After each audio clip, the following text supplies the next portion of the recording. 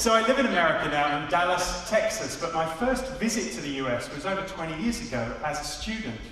And I still remember partying on the 4th of July, wondering, what exactly are we celebrating our independence from?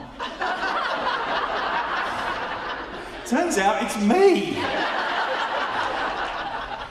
The other thing I should tell you is that my entire presentation is a PowerPoint-free zone. You're welcome. Instead, I illustrate my ideas using interactive demonstrations, and so throughout my speech, I'm going to be on the lookout for volunteers to bring up on stage to help me. Yeah, suddenly PowerPoint doesn't seem like such a bad idea. So everyone, please stand up.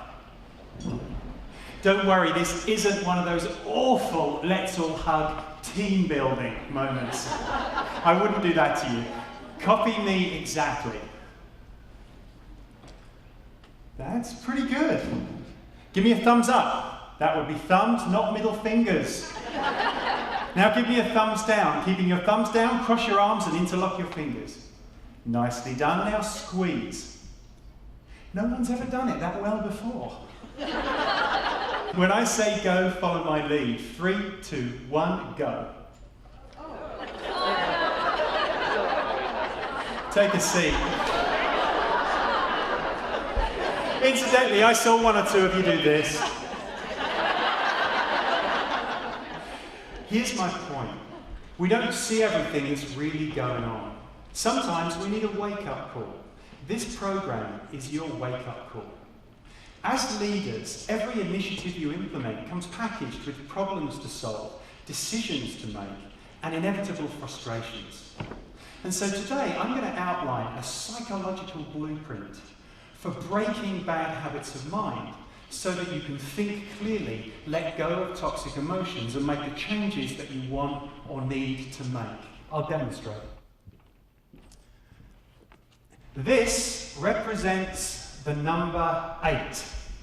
Let's find someone intelligent looking. Sir, who do you suggest?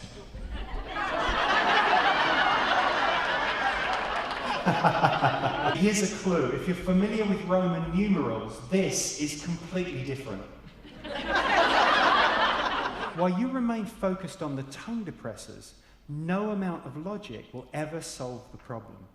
I showed this to a group of mathematicians. When I explained it, boy, were they pissed. Which is funny. But let's be honest, isn't that exactly how we tackle our real-life problems? Right? We apply logic to our initial point of view, and then try and think our way to a solution.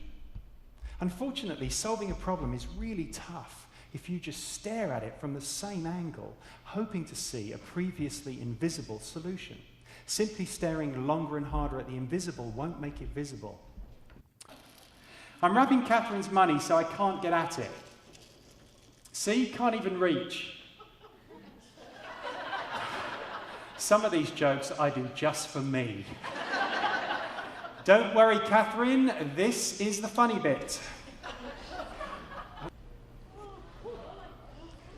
I know, a room full of healthcare folks thinking, a physician burning through $100 frivolously. Big surprise.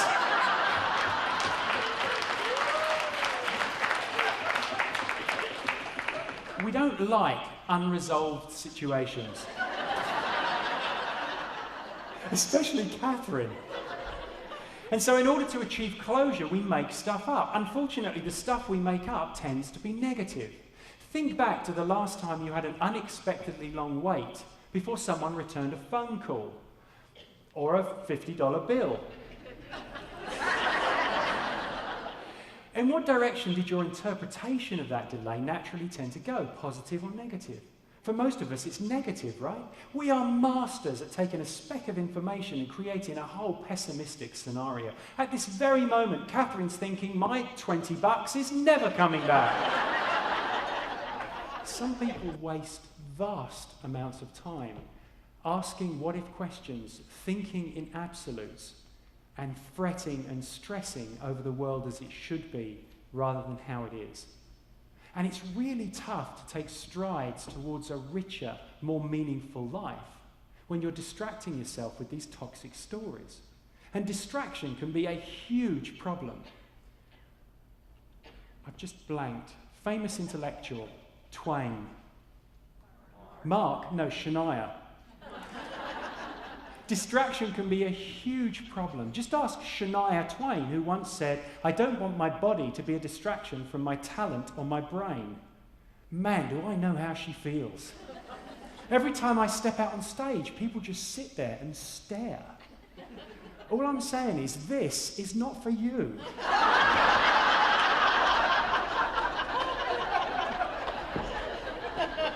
Notice that? I'm making up a blank story and using it to upset myself.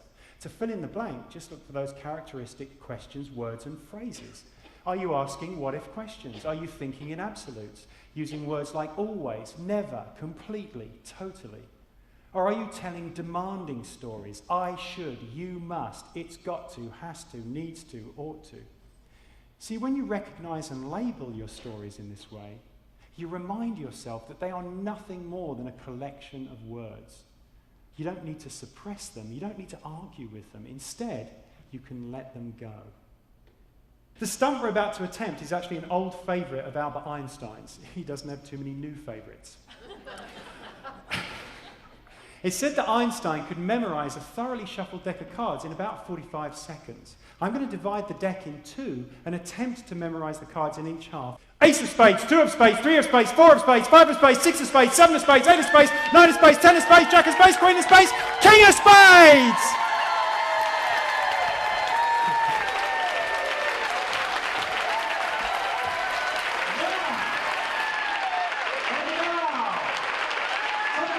Keep it going!